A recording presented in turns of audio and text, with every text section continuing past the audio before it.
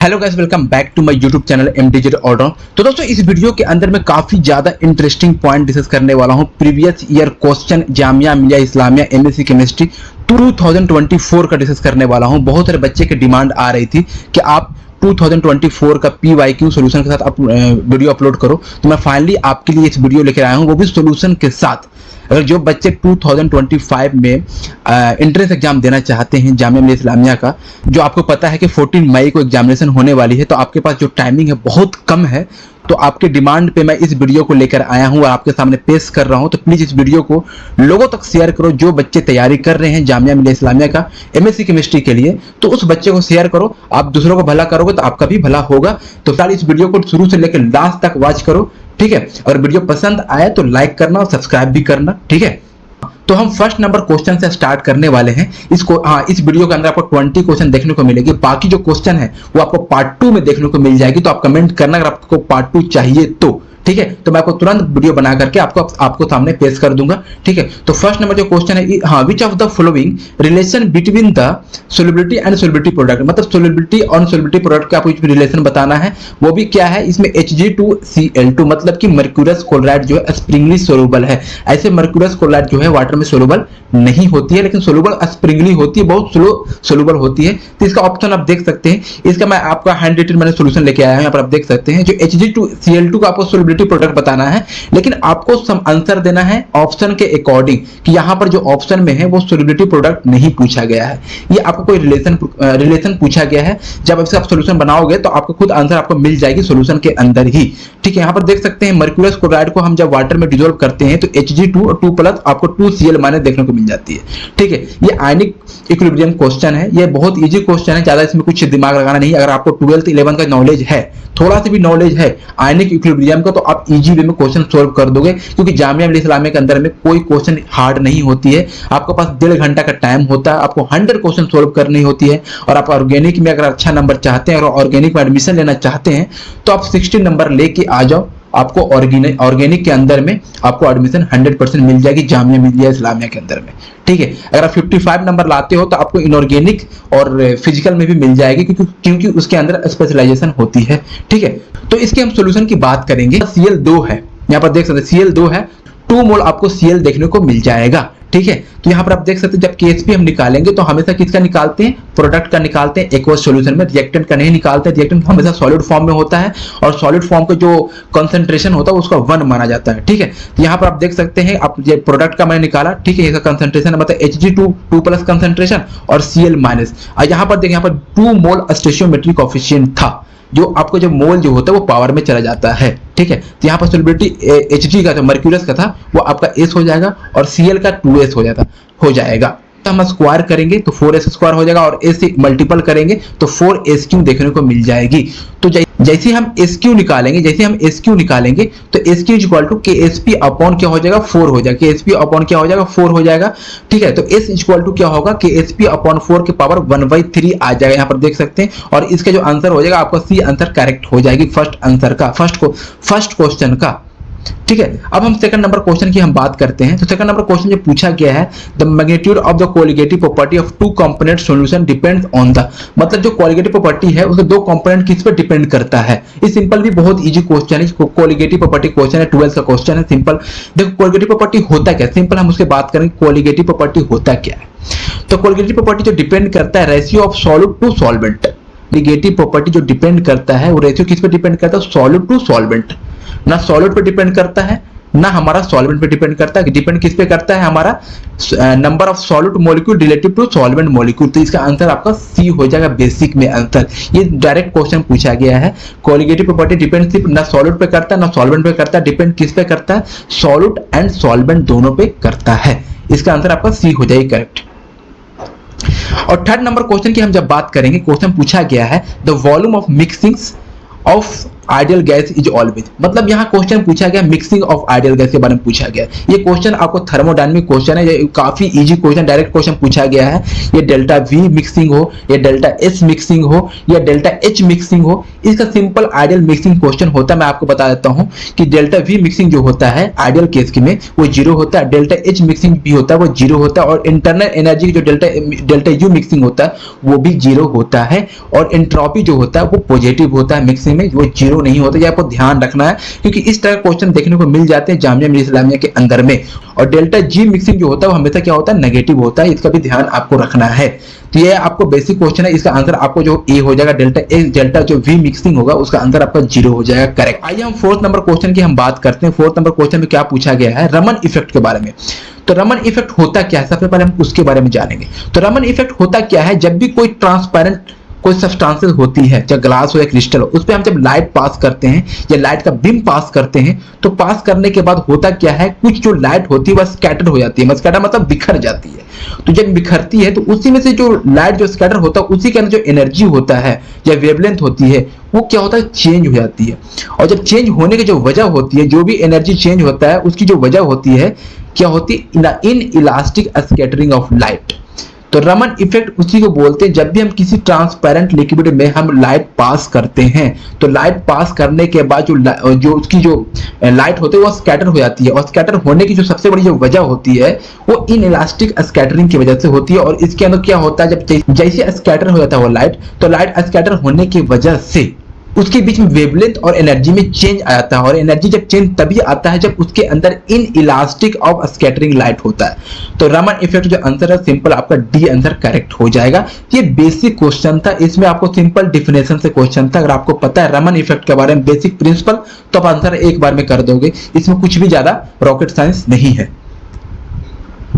अब fifth number हम question की बात करते हैं। जो फिफ्थ नंबर क्वेश्चन आप देख सकते हैं, इसमें स्टेटमेंट और रीजन से क्वेश्चन पूछा गया है। तो कभी कभी जामिया मिलिया इस्लामिया के अंदर में स्टेटमेंट से भी क्वेश्चन आता है और रीजन से भी क्वेश्चन देखने को मिल जाती है, बहुत इजी होता है। यह क्वेश्चन आप देख सकते हो 12th का क्वेश्चन है, सोल्यूशन टॉपिक से क्वेश्चन है। इसे पूछा क्या है, a solution of non volatile solute always boil at high temperature than the pure solvent and difference between the boils non elevation boiling point। ये सिंपल सही है, स्टेटमेंट इसका करेक्ट है। मैं आपको बता देता हूं, जब आपने सॉल्यूशन में पढ़ा होगा एलिवेशन ऑफ बॉइलिंग पॉइंट, उसमें क्या होता है, उसका जो प्योर सॉल्वेंट होता है, प्योर सॉल्वेंट उसका टेम्परेचर वैसे भी हाई होता है। जैसे हम प्योर सॉल्वेंट के अंदर में हम कोई सॉल्यूट ऐड करते हैं, जैसे में आपका ग्लूकोज हो गया, वाटर ग्लूकोज हो गया, सॉल्ट हो गया, कोई भी सॉल्यूट हम उसमें ऐड करते हैं तो उसकी जो टेम्परेचर होती है वो कम हो जाता है, और उस टेम्परेचर को बढ़ाने की हम उसी को बोलते हैं एलिवेशन बॉइलिंग पॉइंट। क्योंकि हम उसको गर्म करेंगे, उसको हीट करेंगे तो टेम्परेचर को बढ़ाना पड़ेगा, और जब टेम्परेचर हम बढ़ाना पड़ता है उसी को हम बोलते हैं एलिवेशन बॉइलिंग पॉइंट। इसका स्टेटमेंट सही है। जब हम रीजन की बात करें, रीजन क्या है, तो elevation of boiling point inversely proportional of lowering vapour pressure. ये गलत है, हमेशा इनवर्सली प्रोपोर्शनल नहीं होता है, ऑलवेज डायरेक्टली प्रोपोर्शनल होता है। जब भी एलिवेशन ऑफ बॉइलिंग पॉइंट और लोअरिंग वेपर प्रेशर के बीच में जो रिलेशन होता है वो हमेशा डायरेक्टली प्रोपोर्शनल होता है। तो इसका जो स्टेटमेंट जो होगा करेक्ट होगा, लेकिन रीजन जो होगा इनकरेक्ट होगा। इसका आंसर बी हो जाएगा, करेक्ट आंसर हो जाएगा। ठीक है, फिफ्थ का 6 नंबर जो क्वेश्चन पूछा गया है, the distance travel by ion in centimetre per second under the potential gradient of the 1 volt per centimetre is known. इसको क्या बोलते हैं, सिंपल है यार, आयनिक मोबिलिटी की बात कर रहा है।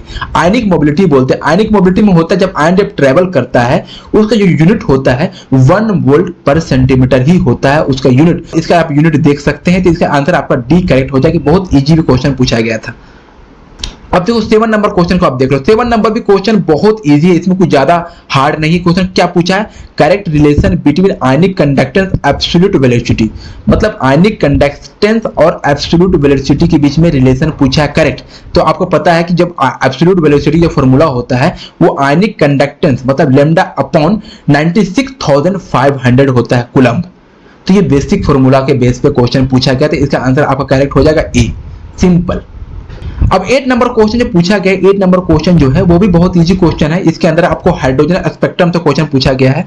ये बामर सीरीज के बारे में पूछा गया क्वेश्चन पूछा गया। ये एग्जैक्ट क्वेश्चन क्या पूछा गया है, तो first emission of line of hydrogen atom spectrum of बामर series. तो आपने पढ़ा होगा हाइड्रोजन स्पेक्ट्रम में लाइमन, बामर, पास्टन, ब्रैकेट, पिफंड, ये आपने पढ़ा होगा सीरीज। इसके अंदर मैं बता दूं जो लाइमन होता है n = 1 होता है, बामर में n = 2 होता है। ठीक है। तो यहाँ पर फर्स्ट एमिशन की बात पूछा गया तो N1 जो होगा आपको 2 होगा, लेकिन जो फर्स्ट एमिशन की बात पूछा गया है तो N2 जो होगा आपका 3 होगा, मतलब एक एक्सटेंड हो जाता है, बढ़ जाता है, तो N2 जो होगा 3 होगा। इसका फॉर्मूला बता देता हूँ आपको, ये फॉर्मूला होता क्या है। ये R जो है एक रेडबर कांस्टेंट होता है, जिसका फॉर्मूला होता है, जनरल जो फॉर्मूला होता है आपको ये होता है, जो वी फ्रीक्वेंसी इक्वल टू क्या होता है, RH इक्वल टू 1/N1 का स्क्वायर माइनस 1/N2 का स्क्वायर होता है ये फॉर्मूला, ठीक है। और इसमें इस फॉर्मूला पर आपको सिंपली पुट कर देना है, हाँ। और यहाँ पर सिंपल R का वैल्यू तो होता है, लेकिन यहाँ पर R का वैल्यू ऑप्शन के हिसाब से पुट करना, कि ऑप्शन में इसमें R का वैल्यू पुट करने नहीं बोला है, तो उसके हिसाब से आप आंसर देना है आपको, ठीक है। N1 जो होगा आपको बामर के लिए N1 जो N1 इक्वल टू 2 होगा, और N2 जो होगा उसके लिए क्या होगा 3 होगा, क्योंकि 1 लाइन के लिए पूछा गया, फर्स्ट लाइन के लिए पूछा गया है। तो यहाँ पर आप सिंपल पूरी N1, हाँ सिंपल आपको पुट कर देना N1 इक्वल टू 2, तो 2 का स्क्वायर हो जाएगा, और N2 जो होगा 3 का स्क्वायर हो जाएगा, 2 का स्क्वायर 4 हो जाएगा, और 3 का स्क्वायर 9 हो जाएगा। तो हम लोग 36 एलसीएम होगा, मतलब 5R इक्वल टू आपको 36 देखने को मिल जाएगा आंसर। तो इसका आंसर आपको करेक्ट क्या होगा 1 आंसर होगा। तो सिंपल इसका बेसिक कैलकुलेशन आप खुद कर लोगे, ठीक है। 9 नंबर क्वेश्चन पूछा गया, क्वांटम से क्वेश्चन पूछा गया, ये भी बहुत इजी क्वेश्चन पूछा गया। In general the solution of the Schrodinger wave equation. तो इसमें श्रोडिंगर वेव इक्वेशन का सॉल्यूशन क्या होता है, सिंपल सा कॉम्प्लेक्स आंसर होता है। वेव इक्वेशन जो होता है वो डिपेंड किस पे करता है, कॉम्प्लेक्स पे डिपेंड करता है। और कॉम्प्लेक्स का मतलब होता ये है रियल एंड इमेजिनरी दोनों, मतलब रियल भी होता है और इमेजिनरी भी होता है। ये क्वांटम का, अगर आपने क्वांटम पढ़ा होगा, आपको बेसिक पता होगा, तो आप इजी वे में आंसर कर दोगे। इसका आंसर आपका 9 का सी कॉम्प्लेक्स हो जाएगा। और 10 नंबर क्वेश्चन जो पूछा गया था, correct order of the size. Simple इसमें साइज पूछा गया है, आयोडीन का पूछा गया, आयोडीन न्यूट्रल और आयोडीन पॉजिटिव और आयोडीन नेगेटिव का पूछा गया है। तो मैंने आपको बता दूं सिंपल कॉन्सेप्ट क्या होता है। जो कटायन जो होता है वो क्या होता है, न्यूट्रल से स्मॉलर होता है। कटायन का मतलब क्या होता है, उसमें इलेक्ट्रॉन को लॉस हो जाना, इलेक्ट्रॉन उसमें निकल जाता है, उसका साइज जो होता है न्यूट्रल से कम हो जाएगी। तो जो आयोडीन प्लस होगा उसकी साइज क्या होगी, कम होगी। साइज किससे कम होगी, नॉर्मल आयोडीन से कम हो जाएगी, ठीक है। हाँ, जब अनायन की हम बात करें तो अनायन की जो साइज होती है वो ज्यादा हो जाती है एक न्यूट्रल एटम से।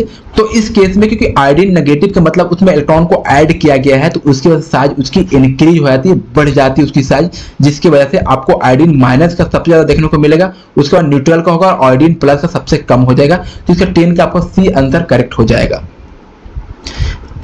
अब 11 नंबर क्वेश्चन पूछा गया है इलेक्ट्रोनेगेटिविटी एटम से पूछा गया। बेसिक क्वेश्चन है, आपको पता है, आप 11-12 पढ़े हो तो आपको पता ही होगा कि फ्लोरीन का सबसे ज्यादा हाईएस्ट इलेक्ट्रोनेगेटिविटी होती है, 4 होती है, और ऑक्सीजन का 3.5 होता है, और क्लोरीन का 3 होता है, ब्रोमीन का 2.8 होता है।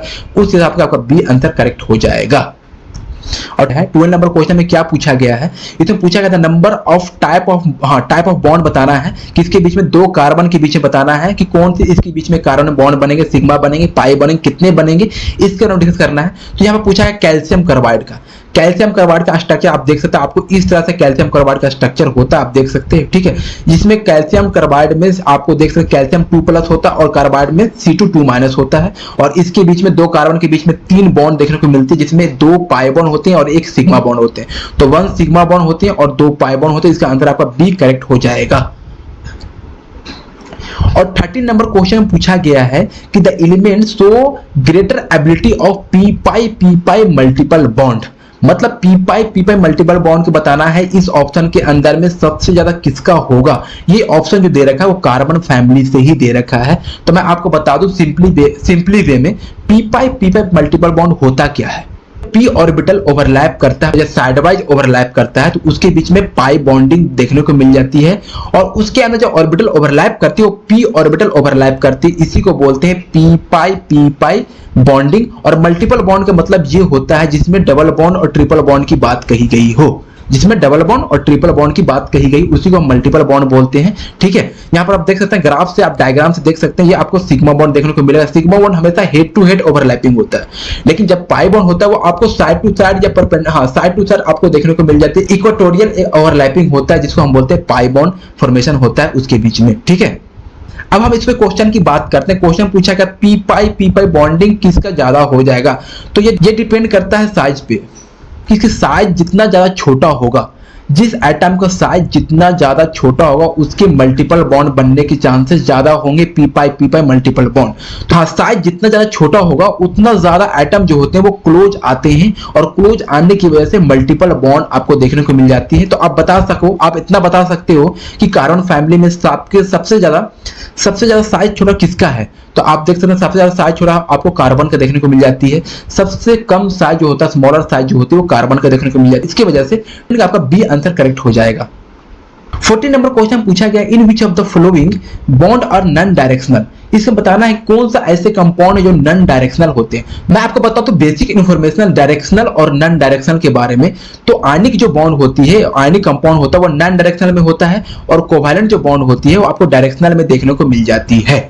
इसके पीछे बहुत बड़ी रीजन ये होता है कि आयनिक बॉन्ड जो होता है, एक आयनिक बॉन्ड होता है जिसमें पॉजिटिव और नेगेटिव दोनों देखने को मिल जाती है, और easily electrostatic force of attraction से बॉन्ड बनाती है, और इसके बीच जो बॉन्ड होता है वो इक्वली डायरेक्शन में होता है। जब भी नॉन डायरेक्शन की बात करेंगे तो उसके पीछे जो बॉन्ड होगा वो इक्वल डायरेक्शन में देखने को मिल जाती है। जब भी इक्वल डायरेक्शन में बॉन्ड देखने को मिलेगी वो आपका नॉन डायरेक्शनल होता है। तो आपको सिंपली आपको बता देना है कि इसके अंदर में कौन सा आयनिक बॉन्ड है। जो आपको आयनिक बॉन्ड होगा वही आपका नॉन डायरेक्शनल होगा। तो आप देखिए NCl3 एक कोवैलेंट बॉन्ड होती है, ठीक है। RbCl जो होता है एक आयनिक बॉन्ड होता है। इसके पीछे वजह मैं आपको बता देता हूं कि कैसे आप पहचानोगे आयनिक बॉन्ड। जो इस ब्लॉक का एलिमेंट होता है उसके अंदर जो बनता है वो आयनिक बॉन्ड बनता है, या आपको अल्काली मेटल हो या अल्कलाइन अर्थ मेटल हो। तो इस हिसाब से आपका बी आंसर आपका करेक्ट हो जाएगा, ठीक है। तो नॉन डायरेक्शन का मतलब यही होता है जो फोर्स ऑफ अट्रैक्शन जो होता है दो बॉन्ड के बीच में वो आपको क्या होता है, इक्वल डायरेक्शन में हो। जैसे आपको इक्वल डायरेक्शन में देखने को मिलेगा उसके अंदर कोई फिक्स एंगल नहीं होता, कोई सेफ फिक्स नहीं होता है, जिसकी वजह से वहां पर नॉन डायरेक्शनल होता है कि हो जाएगा। तो यहाँ पर आपको बेसिक ध्यान रखना, नॉन डायरेक्शनल मतलब आयनिक बॉन्ड और डायरेक्शनल मतलब कोवैलेंट बॉन्ड। तो बस यहाँ पर नॉन डायरेक्शनल पूछा गया तो आयनिक बॉन्ड कौन सा है, तो RbCl है। तो आपका आंसर 14 का बी आंसर करेक्ट हो जाएगा। हाँ, 15 नंबर क्वेश्चन पूछा गया, क्या पूछा गया है, स्मॉलेस्ट बॉन्ड। सिंपल आपको पूछा गया स्मॉलेस्ट बॉन्ड, तो इसका सिंपल आपको बॉन्ड ऑर्डर निकाल देना है। जैसे आप इसका बॉन्ड ऑर्डर निकाल दोगे तो बॉन्ड ऑर्डर का जो रिलेशन होता है बॉन्ड लेंथ का इनवर्सली प्रोपोर्शनल होता है। यहाँ पर आप देख सकते हैं जो बॉन्ड ऑर्डर का जो रिलेशन होता है वो किस में होता है, बॉन्ड ऑर्डर का रिलेशन होता है बॉन्ड लेंथ का इनवर्सली प्रोपोर्शनल होता है। तो सिंपली अब इसका बॉन्ड ऑर्डर निकाल दोगे इस ऑप्शन का, तो बॉन्ड लेंथ आपको अपने आप पता लग जाएगा। इसमें पूछा स्मॉलेस्ट, तो जिसका जितना ज्यादा बॉन्ड ऑर्डर होगा उतना उसकी कम बॉन्ड लेंथ होगी, सिंपल, ठीक है। तो यहां पर आप देख सकते हैं इसका बॉन्ड ऑर्डर निकालने का जो फॉर्मूला होता है, सिंपल इसका फॉर्मूला होता है, बॉन्ड ऑर्डर निकालने का फॉर्मूला ये होता है order is equal to 1/2 bonding minus anti bonding. इसका बॉन्ड ऑर्डर का फॉर्मूला होता है। आप यहां पर आप देख सकते हैं कि NO का जो बॉन्ड ऑर्डर होता है 2.5 होता है, और NO प्लस का 3 होता है, और O2 का 2 होता है, और NO माइनस का 2 होता है। तो सबसे ज्यादा बॉन्ड ऑर्डर किसका है, NO प्लस का। तो जब जिसका बॉन्ड ऑर्डर जितना ज्यादा उतना उसका बॉन्ड लेंथ कम, तो उस हिसाब से आपका बी आंसर आपका करेक्ट हो जाएगा। अब 16 नंबर क्वेश्चन पूछा गया है, काफी अच्छा क्वेश्चन है केमिकल बॉन्डिंग का BRF3 में। हाँ, तो BRF3 में लोन पेयर जो प्रेजेंट है इक्वेटोरियल पोजीशन में, तो इसको मिनिमाइज करने के लिए क्या हम यूज करेंगे, या लोन पेयर यूज करेंगे, बॉन्ड पेयर यूज करेंगे, फिर bond pair lone pair use करेंगे, क्या यूज करेंगे। तो मैं आपको बता दूं कि जो बेल्ट रूल के हिसाब से जो BRF3 होता है इसका जो स्ट्रक्चर होता है वो TP के अंदर में आता है, ठीक है। और इसका जो शेप होता है, ये शेप होता है टी शेप होता है। यहाँ पर देख सकते हैं टी शेप की तरह आपको देखने को मिल रहा है, ठीक है। स्ट्रक्चर आप देख सकते हैं, और इसकी जो ज्योमेट्री होती है वो टीपीपी के अंदर में आती है, और इसका जो शेप होता है वो टी शेप के अंदर में आता है। तो मैं आपको बता दूं बेंट रूल के हिसाब से तो जो हाइयर इलेक्ट्रोनेगेटिविटी एटम आता है टीपीपी के केस में वो आता है एक्सियल पोजीशन पे। तो जो एक्सियल पोजीशन है आपको ये है और आपका ये है, तो इसके पोजीशन पे आपको हाइयर इलेक्ट्रोनेगेटिविटी एटम आएगी, और इक्वेटोरियल पोजीशन पे आपको लोन पेयर देखने को मिलेगा टीपीपी के केस में। और आपको पीपीपी के केस में पेंटागोनल बाइपिरामिडल के केस में जस्ट उल्टा हो जाता है। जो इक्वेटोरियल में लोन पेयर आ रहा है वो आपको एक्सियल में आ जाएगा, और हाइयर इलेक्ट्रोनेगेटिविटी जो एटम आएगा वो इक्वेटोरियल पे आएगा पेंटागोनल बाइपिरामिडल केस में। बट यहां पर हम डिस्कस कर रहे हैं टीपीपी केस में, तो टीपीपी केस में आएगा आपका लोन पेयर इक्वेटोरियल पोजीशन के अंदर में, ठीक है। तो यहां पर देख सकते हैं इसके केस में ये होता ये है, इक्वेटोरियल पोजीशन केस में ये होता है, बॉन्ड एंगल सबसे ज्यादा होता है क्योंकि इसके अंदर एस कैरेक्टर ज्यादा होता है, एस कैरेक्टर ज्यादा होता है किसके केस में, इक्वेटोरियल पोजीशन केस में। और एक्सियल पोजीशन केस में क्या होता है, एस करेक्टर कम होती है, इसकी बॉन्ड एंगल कम होता है। तो इसके बीच में जो होता है लोन पेयर रिपल्सन भी होती है इसको मिनिमाइज करने के लिए, और bond pair lone pair repulsion होती है, इसलिए आपका आंसर डी आंसर करेक्ट हो जाएगा। मतलब लोन पेयर रिपल्सन भी होगा और लोन पेयर बॉन्ड पेयर दोनों रिपल्सन होगा, तो आपका डी आंसर आपका करेक्ट हो जाएगा। तो यहाँ पर आप देख सकते हैं बेंट रूल के मैं यहाँ पे समझा रखा हूँ, यहाँ पे सिंपल बताएगा जो मोर इलेक्ट्रोनेगेटिविटी एटम जो आएगा वो एक्सियल पोजीशन पे आएगा, ठीक है, और एक्सियल पोजीशन पे आने की वजह से वहां पर एस करेक्टर बहुत कम हो जाती है, ठीक है। तो यहां पर यही मैं आपको बताया कि एक्सियल पोजीशन पे आपको क्या आएगा, मोर इलेक्ट्रोनेगेटिविटी, और उस पे एस करेक्टर कम होगा, वहां पर बॉन्ड एंगल कम हो जाएगी, क्योंकि एस करेक्टर जो डिपेंड करता है बॉन्ड एंगल पर डिपेंड करता है। तो जहां पर ज्यादा बॉन्ड एंगल वहां पर एस करेक्टर ज्यादा, और जहां पर कम एस करेक्टर वहां पर बॉन्ड एंगल कम। तो यहां पर एक एक्सियल पे क्या आएगा, हायर इलेक्ट्रोनेगेटिविटी एटम, और यहां पर एस करेक्टर कम होगा, तभी तो यहाँ पर बॉन्ड एंगल कम होती है, ठीक है। तो अब इसका आंसर जो होगा 16 का आपका डी आंसर करेक्ट हो जाएगी। 70 नंबर क्वेश्चन पूछा गया है, क्या पूछा, मैक्सिमम डायपोल मोमेंट क्वेश्चन पूछा गया है। तो ये बहुत इजी क्वेश्चन, डायपोल मोमेंट होता क्या है एक्चुअली इसके बारे में हम जानेंगे। तो डायपोल मोमेंट होता है कि ये मेजर करता है पोलैरिटी को, मेजर करता है केमिकल बॉन्ड मॉलिक्यूल, दो केमिकल बॉन्ड मॉलिक्यूल के बीच में पोलैरिटी को मेजर करता है, हाँ, और पोलैरिटी को मेजर करता है। पोलैरिटी का मतलब ये होता है दोनों के बीच में हायर इलेक्ट्रोनेगेटिविटी का डिफरेंस, ठीक है, तभी उसके अंदर चार्ज सेपरेशन होती है नेगेटिव और पॉजिटिव, ठीक है। यहाँ पर कुछ स्ट्रक्चर में लेके आया, इसका फॉर्मूला होता है कि mu equal to q into d, dipole moment का फॉर्मूला होता है, ठीक है। तो यहाँ पर आप देख सकते हैं यह सिंपली CO2 है, CO2 जो डायपोल मोमेंट होता है वो 0 होता है, क्योंकि यहाँ पर देख सकते हैं ऑक्सीजन का इलेक्ट्रोनेगेटिविटी ज्यादा होती है, इसका डायपोल मोमेंट आपको ऐसे देखने को मिलेगा, और इसकी डायपोल मोमेंट जो होता है वो इसको इस तरह से आपको वेक्टर देखने को मिल जाएगी, ठीक है। तो इस केस में क्या होगा, कैंसिल आउट हो जाएगी, हाँ, और मीथेन केस में भी आपको कैंसिल आउट हो जाएगी क्योंकि सिमेट्री मॉलिक्यूल है, इसके ये भी कैंसिल आउट हो जाएगी। तो दोनों का जो डायपोल मोमेंट 0 हो जाएगा। जो इंपॉर्टेंट बात है इसके अंदर में NH3 और NF3 केस में, तो यहाँ पर आप देख सकते हैं NH3 के केस में क्या होता है कि जो नाइट्रोजन जो होते हैं उसकी इलेक्ट्रोनेगेटिविटी एटम ज्यादा होती है, इलेक्ट्रोनेगेटिविटी जो ज्यादा होती है हाइड्रोजन से। तो इसका जो आपका वेक्टर होगा सिंपली कैसे होगा, आपको ऊपर की तरह होगा। यहाँ पर आप देख सकते हैं इसका वेक्टर जो होगा आपको सिंपली ऊपर की तरह होगा। बट फोल्ड्रीन के केस में क्या होता है कि फोल्ड्रीन की हायर इलेक्ट्रोनेगेटिविटी होती है एज कंपेरिजन नाइट्रोजन से। तो इसकी जो आपको डायपोल मोमेंट जो होगा, जो इसका जो मतलब कि वेक्टर होगा नीचे की तरफ होगा, मतलब ये सिंपली नीचे की तरफ इसका वेक्टर होगा। ये क्या हो रहा है, लोन पेयर से अपोजिट हो रहा है, जिसकी वजह से इसका डायपोल मोमेंट कम हो जाएगी NF3 का, लेकिन NH3 का डायपोल मोमेंट ज्यादा हो जाएगी। इसकी वजह से इसका डायपोल मोमेंट जो होता है, इसका जो वेक्टर हो रहा है वो लोन पेयर की तरफ जा रही है, इसके तरफ जा रहा है, जिसकी वजह से डायपोल मोमेंट जो होता है वो ज्यादा हो जाएगी। इसका आंसर आपका सी आंसर आपका करेक्ट हो जाएगी। इसका डायपोल मोमेंट अमोनिया का सबसे ज्यादा होता है NF3 से। 18 नंबर क्वेश्चन की हम बात करें, इसमें पूछा गया oxidation state of H4IO6 minus, और इसमें आयोडीन का बताना oxidation state. Simple basic question है। यहाँ पर हाइड्रोजन का जो ऑक्सीडेशन स्टेट होता है वो +1 होता है, और ऑक्सीजन का जो होता है -2 होता है। तो यहाँ पर सिंपल क्वेश्चन पूछा गया 4, हाँ देखो हाइड्रोजन जो होता है 4 होता है, 4 + 1 इक्वल टू जो निकालना है उसको 1 सपोज कर लेना है, और 6 ऑक्सीजन है तो ऑक्सीजन का -2 इक्वल टू -1, क्योंकि -1 पूछा इक्वल टू -1, मतलब -1 का मतलब वहां पर इलेक्ट्रॉन को ऐड करना है, तो हम बराबर के इधर लेके आएंगे ना तो प्लस में हो जाएगा, लेकिन हम बराबर इक्वल राइट साइड में है तो वहां पर माइनस हो जाएगा। तो यहाँ पर देख सकते हैं आपको एक जो होगा +7 आपको देखने को मिल जाएगा। तो इसका आंसर आपका ए आंसर आपका करेक्ट हो जाएगा। 90 नंबर क्वेश्चन पूछा गया है, तो जोन रिफाइनिंग जो सिंपल प्रिंसिपल होता है वो प्रिंसिपल ये होता है, आप यहाँ पर देख सकते हैं कि जोन रिफाइनिंग एक प्रोसेस क्या होता है, प्यूरिफाई मेटल को प्यूरिफाई करता है। जोन रिफाइनिंग जो होता है मेटल को क्या करता है, प्यूरिफाई करता है, ठीक है। क्या इसका वर्क ये होता है कि and it works on the principle that impurity are more soluble in the molten state than in the solid state, मतलब कि सॉलिड स्टेट से इंप्योरिटी का जो सोल्यूबल होता है बहुत ज्यादा होती है, मतलब इंप्योरिटी का जो सोल्यूबल होती है काफी ज्यादा होती है, ग्रेटर होता है किससे, सॉलिड स्टेट से, ठीक है। तो इसका जो आंसर आपको ए आंसर आपका करेक्ट हो जाएगा, क्योंकि सिंपल इसका क्या था, प्रिंसिपल के बेसिस पे क्वेश्चन पूछा गया था। अगर आपको प्रिंसिपल पता है तो आप आंसर दे पाओगे, ठीक है। तो 20 नंबर क्वेश्चन में पूछा गया है लेविस एसिड के बारे में। तो लेविस एसिड एक्चुअली होता क्या है, लेविस एसिड उसको बोलते हैं जिसके अंदर इलेक्ट्रॉन डिफिशिएंट होते हैं, जिसके अंदर इलेक्ट्रॉन पेयर को एक्सेप्ट करने की टेंडेंसी रखती है, उसी को हम लेविस एसिड बोलते हैं। आप देख सकते हो लेविस एसिड का मतलब जिसके पास 6 इलेक्ट्रॉन होता है वैलेंस शेल के अंदर में, और जिसके पास इलेक्ट्रॉन डिफिशिएंट होता है वो इलेक्ट्रॉन को एक्सेप्ट करने की टेंडेंसी रखती है इलेक्ट्रॉन पेयर को, उसी को बोलते हैं लेविस एसिड। ठीक है, तो ये आपको फर्स्ट ऑप्शन जो दे रखा है ये फास्फोरस है। ये फास्फोरस क्या है? लेविस बेस है। इसके पास इलेक्ट्रॉन देने की टेंडेंसी है, ऑक्सीजन के पास भी इलेक्ट्रॉन देने की टेंडेंसी है, बट बोरॉन जो होता है इलेक्ट्रॉन डिफिशिएंट होता है, इसके पी ऑर्बिटल वैकेंट होती है, तो इसके पास इलेक्ट्रॉन एक्सेप्ट करने की टेंडेंसी होती है। इसकी वजह से लेविस एसिड आपका सी आंसर आपका करेक्ट हो जाएगा। नाइट्रोजन जो है उसके पास इलेक्ट्रॉन देने की टेंडेंसी और लेविस बेस है। तो फिलहाल मैं इस वीडियो के अंदर में 20 क्वेश्चन ही सोल्व करने वाला था। ठीक है, अगर और आपको क्वेश्चन चाहिए तो प्लीज कमेंट में बताना, मैं आपको नेक्स्ट पार्ट 2 में आपको कवर कर दूंगा। ठीक है, तो फिलहाल अभी के लिए इतना ही, मिलते हैं नेक्स्ट वीडियो में। तो प्लीज वीडियो अगर अच्छा लगा तो लाइक करना, अपने दोस्तों के साथ शेयर भी करना। ठीक है, फिलहाल के लिए इतना ही, मिलते हैं नेक्स्ट वीडियो में, तब तक के लिए थैंक्स।